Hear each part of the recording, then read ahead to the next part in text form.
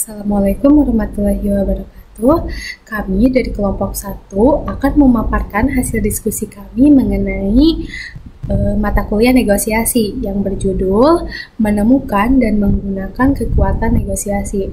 Sebelum itu, perkenalkan nama saya Naila Aulia Gunawan dengan NIM 10202452 dan rekan saya Dava Fahransa dengan NIM 10202435, Farel Farencia dengan NIM 10202437, Karin Novelia dengan NIM 10202445, dan Nur Lintang dengan NIM 10202453. Memasuki pertama yaitu definisi mengenai kekuatan.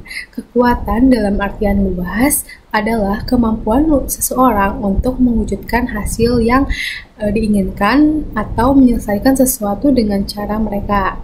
Seseorang yang memiliki kekuatan bisa membujuk orang lain untuk melakukan hal-hal yang biasanya tidak mereka lakukan. Ada dua cara untuk melihat kekuatan. Yang pertama, ada kekuatan yang digunakan untuk mendominasi atau mengontrol orang lain, biasanya dalam konteks tawar-menawar distributif, di mana tawar-menawar distributif ini satu pihak berusaha mendapatkan lebih banyak dari pihak yang lainnya. Sebaliknya, adapun kekuasaan yang digunakan untuk bekerja sama, yang lebih sering disebut dengan negosiasi integratif. Dalam konteks ini, kekuasaan menjadi alat untuk menemukan solusi yang paling menguntungkan.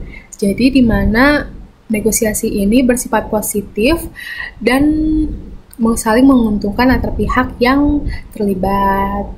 Biasanya kekuatan ini bersifat positif atau negatif tergantung bagaimana kita memutuskan untuk menggunakannya. Selanjutnya ada sumber kekuatan. Kekuatan seorang negosiator seringkali terletak pada kemampuannya untuk mengumpulkan dan mengatur fakta serta data-data yang mendukung posisinya.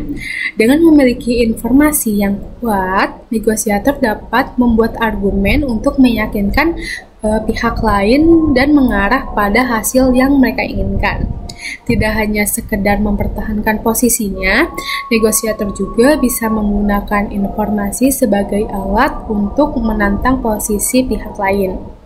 Dengan cara ini, mereka dapat melemahkan pihak lain untuk mencapai tujuan mereka. Singkatnya, informasi ini sebagai senjata yang sangat penting dalam dunia negosiasi.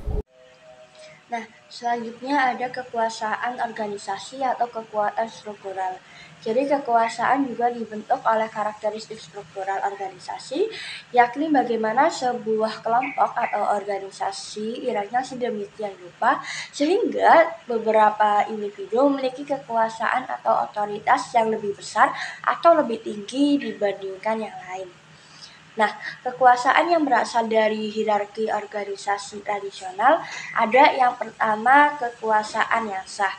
Kekuasaan yang sah ini didasarkan pada jabatan, tugas, dan tanggung jawab tertentu. Yang kedua, sumber daya kekuasaan. Nah, ini biasanya didasarkan pada kontrol atas sumber daya kayak anggaran, pendanaan, dan juga lain-lainnya yang terkait dengan posisi tersebut. Adapun 5, sumber kekuatan utama. Yang pertama ada sumber kekuatan informasi. Lalu yang kedua ada sumber kekuatan kepribadian dan perbedaan individu. Yang ketiga ada sumber kekuatan berbasis posisi. Yang keempat ada kekuatan berbasis hubungan. Dan yang terakhir ada sumber kekuatan kontekstual. Nah, yang pertama ada sumber kekuatan informasi. Jadi, informasi sendiri adalah akumulasi dan penyajian suatu data yang dimaksudkan untuk mengubah sudut pandang atau posisi orang lain tentang suatu masalah. Nah, keahlian dalam sumber kekuatan informasi ini, akumulasi informasi yang diakui, atau penguasaan sejumlah informasi tertentu tentang masalah atau isu yang sedang dibahas. Selanjutnya adalah sumber kekuatan kepribadian. Nah, sumber kekuatan kepribadian ini biasanya mempengaruhi cara seseorang berinteraksi dengan orang lain dan menghadapi berbagai situasi. Kepribadian ini meliputi aspek psikologis yang mendalam tentang bagaimana seseorang berpikir, merasakan, dan bertindak. Nah, ada 4 orientasi psikologis, yaitu kognitif, motivasi, dan moral. Nah, orientasi psikologis itu yaitu berkaitan dengan bagaimana seseorang merespon situasi emosional atau tertekan dalam hidup. Kemudian yang kedua itu orientasi kognitif. Nah, itu lebih berkaitan dengan cara seseorang berpikir, memproses informasi, dan menyelesaikan masalah. Kemudian ada orientasi motivasi. Ini tuh berhubungan dengan apa yang mendorong seseorang untuk bertindak atau berusaha lebih keras. Kemudian yang terakhir itu ada orientasi moral. Ini tuh berkaitan dengan nilai-nilai atau prinsip hidup yang dimiliki oleh seseorang. Secara keseluruhan, keempat dari orientasi ini tuh menggambarkan bagaimana kepribadian dan perbedaan individu dapat menjadi sumber kekuatan yang sangat mempengaruhi cara kita berinteraksi dan mempengaruhi orang lain. Kemudian itu sumber kekuatan berbasis posisi. Nah, sumber kekuatan berbasis posisi ini tuh berujuk pada jenis kekuatan yang datang dari posisi atau jabatan seseorang dalam suatu organisasi atau struktur sosial. Kekuasaan yang dimiliki oleh individu ini biasanya berkaitan dengan kemampuan untuk mereka mengatur, mempengaruhi, atau mengendalikan berbagai sumber daya serta pengaruh dalam suatu sistem. Ada beberapa bentuk yang berbasis posisi. Yang pertama itu kekuasaan yang sah dan orientasi formal. Nah, ini tuh kekuatan yang datang dari posisi seseorang yang diakui oleh aturan atau sistem yang ada. Kemudian yang kedua itu kontrol sumber daya.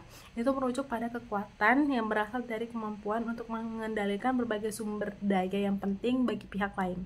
Kemudian itu ada kekuasaan penghargaan. Nah, ini tuh berhubungan dengan kemampuan untuk memberikan imbalan atau penghargaan kepada orang lain sebagai bentuk pengakuan atau insentif. Dan yang terakhir itu ada kekuatan hukum. Ini itu adalah kekuatan yang berasal dari kemampuan untuk memberikan hukuman atau sanksi bagi mereka yang tidak mematuhi perintah atau aturan yang ada. Baik, selanjutnya adalah sumber kekuatan yang berbasis pada hubungan. Nah, yang pertama itu saling ketergantungan tujuan. Ini mengacu pada bagaimana pihak-pihak yang terlibat memiliki tujuan yang saling terkait atau bergantung satu sama lain. Ketergantungan ini menciptakan hubungan yang kuat karena setiap pihak memiliki kepentingan bersama. Nah, contohnya itu di dalam sebuah tim, setiap anggota memiliki tanggung jawab tertentu untuk mencapai tujuan kelompok. Jika salah satu anggota gagal, tujuan bersama tidak akan tercapai sehingga ada ketergantungan yang tinggi.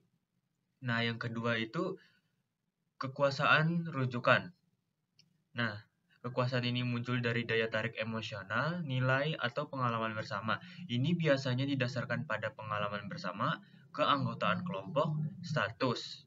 Nah, contohnya itu dalam sebuah organisasi, seorang pemimpin yang dihormati karena pengalamannya akan memiliki kekuasaan rujukan, sehingga tim cenderung mengikuti arahan karena menghormati pemimpin tersebut.